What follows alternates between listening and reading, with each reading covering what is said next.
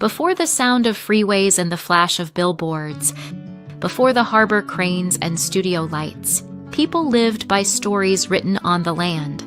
The Tongva, known in older records as the Gabrielino, tended villages across the Los Angeles Basin and the southern Channel Islands for millennia, tending oak groves, catching fish, and moving with the seasons.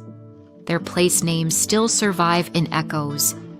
Tujunga, Cahuenga, Pacoima, even as much else of that world was overwritten by new tongues and new maps. The Tongva and neighboring peoples shaped the first chapter of Los Angeles, a layered, place-based life whose details scholars and community members are working to recover and revitalize today.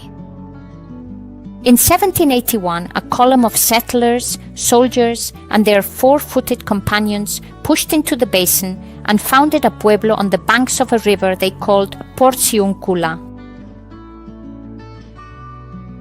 Felipe de Neve's expedition planted El Pueblo de Nuestra Señora, la Reina de Los Angeles on September 4th, a compact, irrigated settlement meant to extend Spanish colonial presence along California's coast.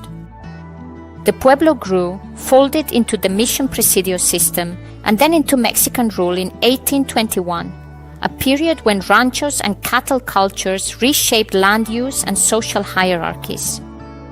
The 1848 Treaty of Guadalupe Hidalgo and the gold rush of 1849 threw Los Angeles into a new orbit. The city was now part of the United States, and the patterns of migration, commerce, and conflict shifted fast. By the 1860s, when the rest of the nation tore itself apart in civil war, Southern California was not free of those same fault lines. Los Angeles County contained vibrant secessionist sentiment, militias with Confederate sympathies, like the Los Angeles Mounted Rifles formed, and the city saw political and social contention between Unionists and secessionists. Federal troops were stationed in the region to deter violence, and some Angelinos left to fight on both sides. A reminder that even in the remote West, the Civil War's currents reached the Pacific. As the 19th century turned into the 20th, Los Angeles unfurled into an American boomtown. Oil gushers, citrus groves, and a fledgling motion picture industry stitched new identities together. Hollywood studios, the ports at San Pedro and Long Beach, and a flourishing manufacturing base made Los Angeles a city of industries as much as a city of dreams. The two world wars accelerated that process. During World War II, Southern California became a manufacturing powerhouse. Aircraft plants, shipyards, and ordnance factories mobilized the region's industries and workforce. And by the end of the war, California produced a huge share of the nation's aircraft, a specialization that rooted the region's long-term role in aerospace and defense.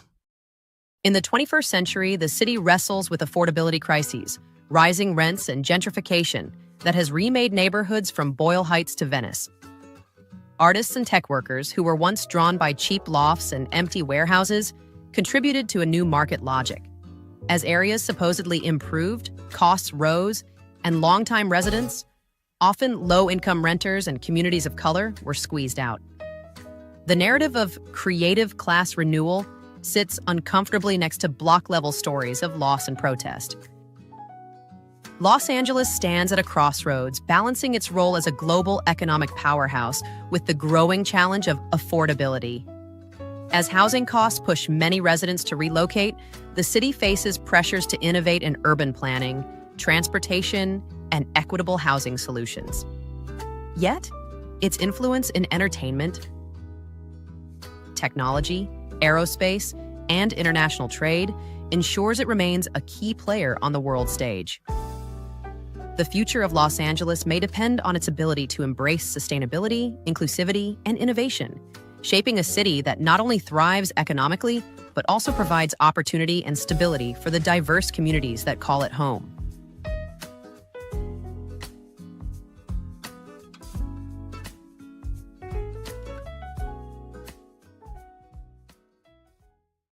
The Treaty of Guadalupe Hidalgo was signed on February 2, 1914. It ended the Mexican-American War and had profound implications for the development and expansion of the United States.